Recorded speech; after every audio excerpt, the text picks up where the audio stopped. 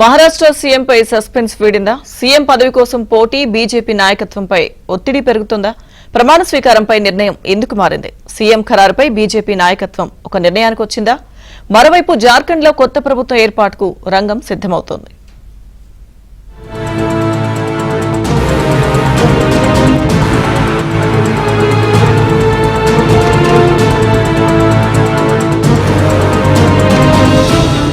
మహారాష్ట్రలో కొత్త ప్రభుత్వం కొలువుదీరనుంది. ఎన్నికల్లో అనూహ్యంగా భారీ విజయం సాధించిన మహాయుతి కూటమి ప్రభుత్వం ఏర్పాటుకు మొదట ఈ నెల 26న ముహూర్తంగా నిర్ణయించి సోమవారం పార్టీ శాసనసభాపక్ష సమావేశం నిర్వహించాలని బీజేపీ నిర్ణయం తీసుకుంది. అయితే సీఎం పదవి కోసం పోటీ, బీజేపీ నాయకత్వంపై ఒత్తిడి పెరుగుతోంది. దీంతో ప్రమాణ స్వీకారం పైన నిర్ణయం మారింది. ముఖ్యమంత్రి ఖరారుపై బీజేపీ అధిష్టానం ఒక నిర్ణయానికి వచ్చినట్లు తెలుస్తోంది.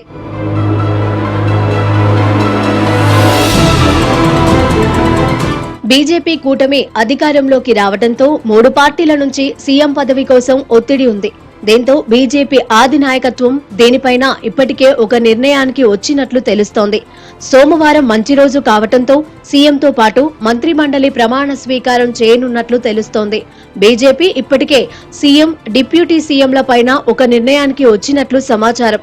బీజేపీ శివసేన అధికారంలో షేరింగ్ ఫార్ములా తెర మీదకు వచ్చినట్లు తెలుస్తోంది. ముందుగా ఫడ్నవీస్ సీఎంగా చేస్తారని, షిండే, అజిత్ పవార్ డిప్యూటీ సీఎంలుగా కొనసాగుతారని చెబుతున్నారు. అయితే బీజేపీ అతిపెద్ద పార్టీగా అవతరించడంతో షిండే, అజిత్ పవార్ సైతం బీజేపీ ఢిల్లీ నాయకత్వం సూచనల మేరకు వ్యవహరించే అవకాశం కనిపిస్తోంది. షిండే, పవార్ తమ మద్దతుదారులతో సమావేశం ఏర్పాటు చేశారు.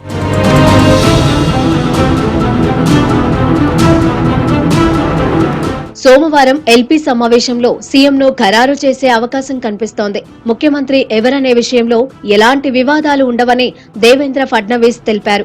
132 సీట్లు గెలిచిన బీజేపీకే సీఎం పదవి దక్కుతుందని అంచనా వేస్తున్నారు. మాజీ సీఎం దేవేంద్ర ఫడ్నవీస్ వైపే బీజేపీ నాయకత్వం మొగ్గు చూపించే అవకాశం కనిపిస్తోంది.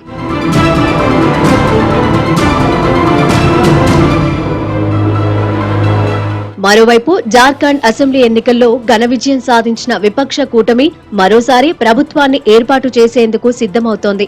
జేఎంఎం కార్యనిర్వాహక అధ్యక్షుడు హేమంత్ సోరెన్ అధ్యక్షతన భేటీ అయిన భాగస్వామ్య పక్షాలు కూటమి నేతగా హేమంత్ ను ఎన్నుకున్నాయి.